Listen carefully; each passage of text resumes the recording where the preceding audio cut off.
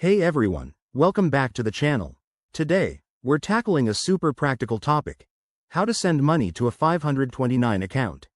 If you're saving for education expenses like college tuition, a 529 plan is a fantastic tool.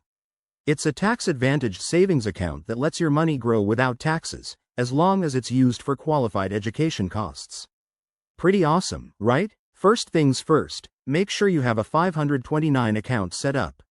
You can open one through your state's official plan website or via a financial institution like Fidelity or Vanguard. It's quick and often done online. Once you're all set up, log in to your account portal. Most providers have user-friendly dashboards. Now, let's walk through the steps. Step 1.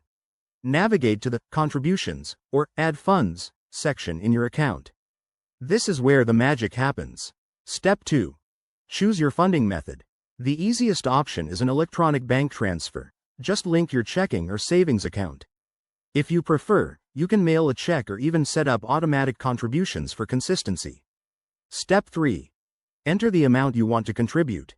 Remember, there's often a minimum and maximum per year, so double-check the rules for your specific plan.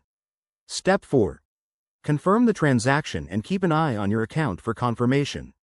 It's that straightforward. A quick tip: you don't have to be the account owner to contribute. Family and friends can add money too, which makes it a great way to receive gifts. Also, always verify if your contributions qualify for any state tax deductions. If you're unsure about limits or taxes, chat with a financial advisor to avoid any hiccups. And there you have it.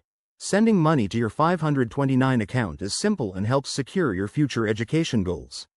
If this video helped, hit that like button and subscribe for more tips. Thanks for watching, and I'll see you in the next one.